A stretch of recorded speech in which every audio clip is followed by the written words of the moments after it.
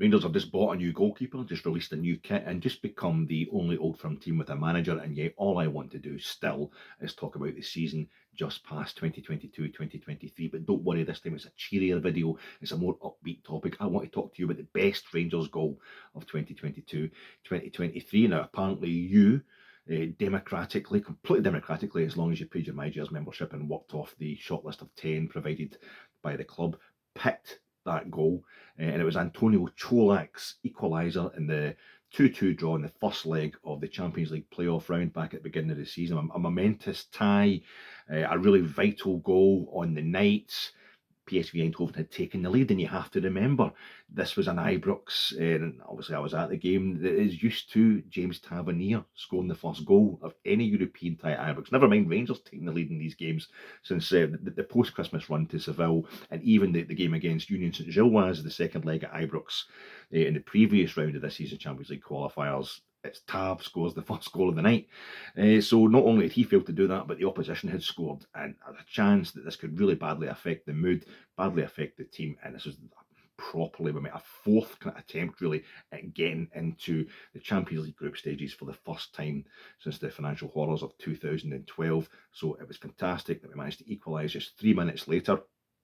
Tav himself, obviously heavily involved. He plays the ball to Tom Lawrence. Remember him? This guy called Tom Lawrence, who scored the second goal for Rangers that night, and it was also on that short list of 10 goals with a lovely close range bullet header against Hibs at Easter Road. A lovely move down the left hand side through in Edinburgh that day. Cracking goal that. But Tom gives the ball back to Stephen Davis, and the maestro Stephen Davis, first time defence and midfield splitting pass right back into the path of a James Tavernier who has curled his run from the right wing towards the box. He plays it across first time, and Antonio Cholak is able to take it first time because he's perfectly placed. Now, you watch any goal compilations of last season on YouTube, any Rangers goal compilations, Antonio Cholak obviously had a massively hot streak in the opening few months of the season. And all of it is because he's reading. I mean, it's because he can finish brilliantly. He's an instinctive goal scorer. But so much of it is based on the fact he's reading the play of his teammates. And obviously, there's heavy rotation of the Rangers' first team throughout the season. So this is a guy who's just arrived at a new club, and he knows exactly where they're going to put the ball for him so well, so often. And this is one of the best cases in point where he's able to kind of sweep the ball from just about 5-6 yards to the right of the penalty spot with his right foot into the opposite bottom corner of the PSV net. And that's it. The game's turned into a battle. The PSV Eindhoven got a strange relationship with them in Europe. That's the fourth time we've met them in continental competition. We've won 3 and drawn 1 of our 4 trips to the Philips Stadion, and they've only lost once in their 4 trips to Ibrox. So it was a worrying moment averted with Tony Goals getting that one, and he's hitting the badge and all that because he knows he owes us. He scored against Union St-Gilloise in the previous round as well, but he owed us big time for those 2 goals he scored for Malmo and putting us out the previous round, the previous season under Steven Gerrard. So fantastic moment for him, fantastic moment for the club, and it got us through that mammoth tie. Eventually Tony gets the only goal of the game in Eindhoven. But I'm going to disagree with that as a selection. Surprise, surprise. I'm going to take another goal from that short list of 10. And in classic commercial broadcasting style, I'm going to keep you hanging on to the end before I reveal what that is. But I'll let you know how your old father thinks about goals, just to give you a bit of a clue.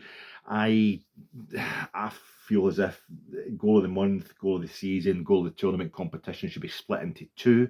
Should be split into finishes, and they should be split into team goals. A guy can score a tap in from 2 yards, but if the build up to that has been magnificent, then it's deserving of an award. Whereas a lot of spectacular volleys, for example, or long range shots, come from really sloppy build up play, even like a loose header out from a centre half. For example, if I say to you, what's your favourite ever goal in the Champions League final, you're probably, especially if you're around about my age, instinctively going to say Zinedine Zidane's volley against Bayer Leverkusen for Real Madrid in the 2002 Champions League final at Hampden, a game I was at, and I would love to be able to say I was breathing the same air as the best goal ever scored in the final of the world's best club competition. But no, for me, it's the one 3 years later in Istanbul, your hero and mine, Steven Gerrard, the Ataturk Stadium, where this Saturday's Champions League final is going to be played. Famously, Liverpool win the game in penalties after being 3-0 down at half-time, but the goal that put them 3-0 down It was scored by Hernan Crespo after a move which Steven Gerrard started by trying to play the ball forward for Liverpool. It's cut out by Pirlo, goes to Cafu, comes back inside to Pirlo, to Kaká, pass of the century, and this lovely contemptuous dink shove shot against the momentum of the ball that curls it just up and over Jersey Dudek and just down into the bottom corner of the net. A fantastic finish from Hernan Crespo. One of my favourite goals of all time, if I'm going to be quite honest with you.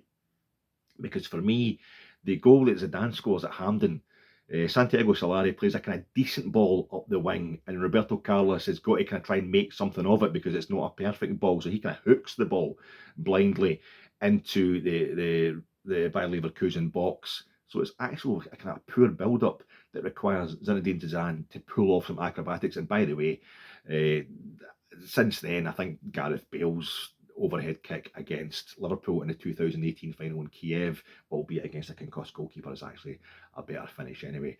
But that's how I actually sometimes find long range finishes, spectacular finishes, come from poor build-up play and in themselves they're a bit lazy. If you can't actually bother working the ball around, it's a team game. I like to see like half the pitch kind of covered by a move, at least half the pitch, if not all the pitch covered by a move involving a few of your players. Now Rangers, one of the shortlisted goals was one of the two we scored. Two of them were shortlisted from the game against St Mirren, who beat them 5-2 at Ibrox in April, and one of them involved about 258 passes, as you know. But that is too much for me. There was too much build-up. Now it all ended with a goal being scored, so you can't say these passes were pointless. But I like it if it's a kind of whang, bam, sweeping move, where everything's sharp and to the point. I'm going to pick Fashion Sakala's goal against Dundee United at Tannadice. This was also a difficult moment for Michael Beale. It was his 7th game in charge of the club, and if you include, as I'm doing, that mid-season friendly win over Bayer Leverkusen as his first game in charge of Rangers, this meant that Michael Beale's first 7 games in charge of Rangers had come on 7 different days of the week. This was the Sunday game, because it all came in about the Christmas period. You know how the calendar's kind of messed up then, fixture-wise. Check it out, it's actually true. And also, the previous game was the first one he'd failed to win, where we'd kind of thrown away a leading position late on against Celtic. We'd drawn with Celtic at Ibrox. It was one of the few chances to actually gain ground on Celtic in a league race in which we were already struggling when Michael Beale arrived. So you're thinking, could this affect the players negatively? We're going to Tannadice, which the worse Dundee United seem to do in their history, the better they seem to play against us, especially at Tannadice. So it was always a worry when it was 0-0 at half-time in that game. Are we going to start slipping up under Beale and have to go back to square one? But no, we come out with a bit of a rocket up us, and we are playing it about at the back for a bit. Then Ben Davies, I think it's about 54 minutes. He plays the ball from just inside the United half to Fashion Sakala, who has come deep the way Fashion does. So many goals he's been involved in this season involves him coming deep. Sometimes he ends up finishing it, as he does this time. He comes deep and Fashion plays it out to Borna Barisic, who starts to advance, looks up and hits it towards Ryan Jack, who's just to the left of the Dundee United box with his back to goal. And Ryan, just summing up the genius that he is looking at the ball with one eye and seeing Fashion Sakala turning round and belting towards the Dundee United box with his other eye, and he almost kind of steps out the way of the ball and just lets it. He's judged, Ryan Jack, that ball was going to arrive back at Fashion Sakala's feet if he just gives it a little nudge with his shoulder to make sure it gets there to perfection, and it did. But by the time Fashion gets onto it, it's, he's maybe kind of level with the 6-yard box, but kind of out to the left, and the goalkeeper's come out to narrow the angle. It's a really tight angle. He does this thing. He takes the ball, I think it's his right foot, he chips the ball up with his right foot, and then before it's hit the deck, without it taking a bounce, he lashes it into the top corner of the net with his left. I've not seen a finish like that since Eder against the Soviet Union, into the same net in the Sanchez Pizjuan, which Joe Aribo scored in that Europa League final in the same net, into which we lost the penalty shootout. But never mind, it was a fantastic goal by Fashion. Covers a lot of ground, a lot of Rangers players involved, a spectacular finish, and also not as important a scenario as Antonio Cholak's goal against PSV Eindhoven at Ibrox, but a very important scenario nevertheless. Honourable mention to Tav's fantastic free kick against Celtic at Parkhead, a game we didn't win, a game we lost, but again, a game that we came back in to kind of put the skids under their contemptuous confidence they had after a 4-0 win over us at Parkhead in the previous match. That meant a lot too. We'll talk about Tav next video.